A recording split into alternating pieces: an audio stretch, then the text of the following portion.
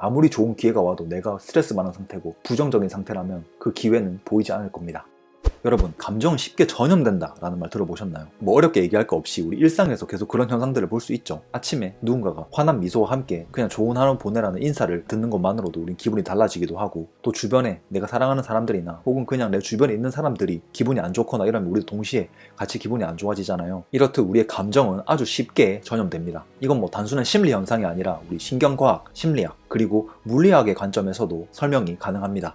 감정은 그 자체로 파동이고, 그 파동은 주변 사람들과 환경을 물들이는 전염의 구조를 가지고 있는 거죠. 그러니까 감정이 정말 파동 그 자체인 게, 예를 들어 엄마와 아이가 있는데 엄마가 불안장애를 가지고 있다고 해봅시다.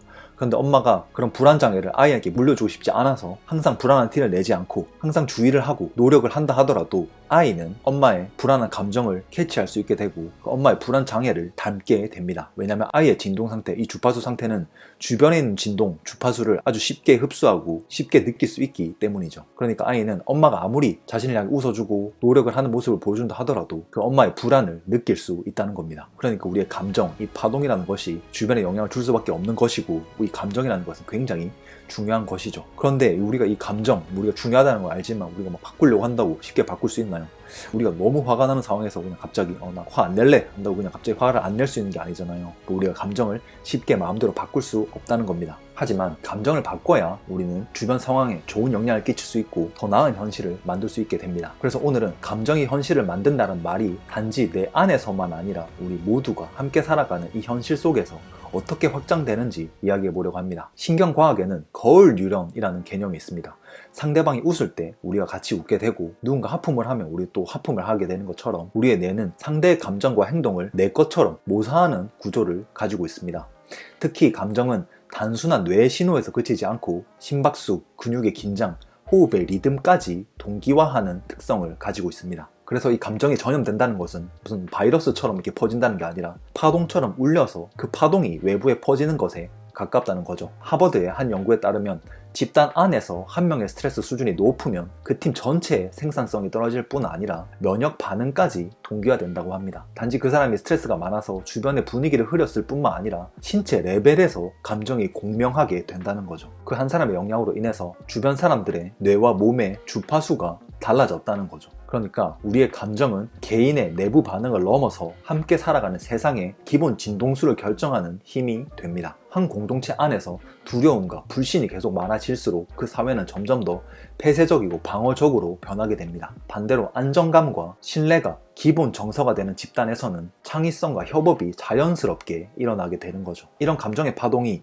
서로 겹치고 부딪히면서 만들어지는 것이 바로 이 현실이라는 거죠. 다시 말해서 지금 내가 느끼는 이 불안 하나가 내 신경계 안에서 끝나지 않고 가족, 직장, 사회, 더 나아가서 우리가 함께하는 이 현실 세계에 아주 깊게 영향을 주고 있다는 겁니다. 그리고 이 감정의 전염은 피할 수도 없습니다. 우리가 특정 감정을 느끼는 순간 이미 전파되고 있고 표현하지 않아도 생리적 신호는 주변에 퍼지게 되기 때문이죠. 그러니까 감정을 잘 감추는 게 아니라 내가 어떤 감정을 자주 가지고 살고 있는지, 내 기본 감정이 어떤 상태인지를 스스로 알아차리는 게 아주 중요합니다. 사실 우리 현대인들은 굉장히 어떤 스트레스를 많이 받고 있는 상황이 있고, 그로 인해서 우리는 따뜻하고 평화로운 파동을 가지고 있기 힘든 상태가 됐죠. 제가 항상 말하지만 만성 스트레스, 그리고 트라우마적인 기억들, 그리고 죄책감, 두려움 등등으로 인해서 우리는 내 몸에서 오는 감정을 차단하기 시작하고 우리는 신경회로가 끊어지기 시작합니다. 특정 감정과 관련돼 있는 신경계와 장기들의 소통을 끊어버리기 시작하는 거죠. 그걸 트라우마라고 부른다고 제가 항상 말하죠. 이것을 바꿔야 우리의 파동이 바뀌기 시작합니다.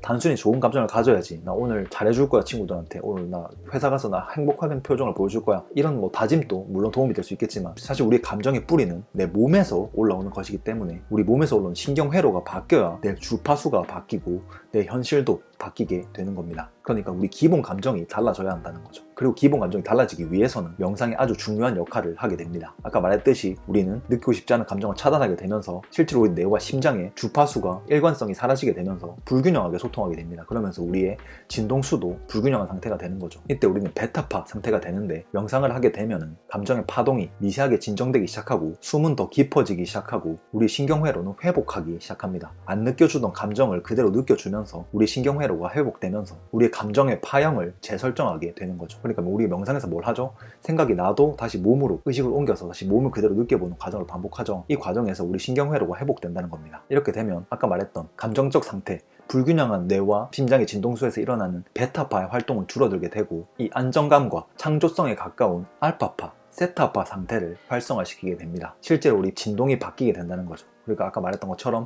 그리고 우리 진동은 감정이기 때문에 기본 진동 상태가 달라지면서 당연히 감정도 달라지는 거죠. 이것은 경험을 해봐야 이게 무슨 말인지 좀 더 이해하실 수 있게 될 겁니다. 경험을 하지 않으면 이 기본 감정이 바뀐다라는 게 어떤 느낌인지 알 수가 없기 때문에 이 이야기에 공감하기가 힘들겠죠. 하지만 명상을 하면서 내 안에 두려움을 마주하고 불편했던 감각들을 그대로 허용하고 이런 과정들을 통해서 점점 내 몸의 감각이 편해지고, 그로 인해서 이 현실을 바라보는 이 감각 자체가 달라지는 경험을 했을 때 우리는 이 변화를 느낄 수 있게 되기 때문에 명상을 지속할 수 있게 되고, 우리의 진동수는 더 안정된 상태, 더 일관성 있는 상태가 되는 거죠. 그러니까 명상은 내 자신의 감정만이 아니라 우리가 살고 있는 이 세상, 이 현실 세계의 감정 파동 자체를 정화할 수 있는 실천이 되는 거죠. 그래서 내 감정이 평온해진다는 건 단순히 나만을 위한 일이 아니라 주변을 위한 일이 될 수도 있는 거고, 또 내 현실을 바꿀 수 있는 가장 직접적인 방법이 되는 겁니다. 우리 감정이 나쁠 때는 아무것도 하기가 싫잖아요. 아무리 좋은 기회가 와도 내가 스트레스 받는 상태고 부정적인 상태라면 그 기회는 보이지 않을 겁니다. 그러니까 여러분, 명상 하루에 5분이라도 좋으니까 가만히 내 몸을 들여다보는 연습, 내 몸에서 올라오는 감각, 그냥 그 감각 자체를 허용하는 연습이 명상입니다. 그래서 생각을 내려놓으라고 하는 거고, 우리는 계속해서 생각을 하게 되죠.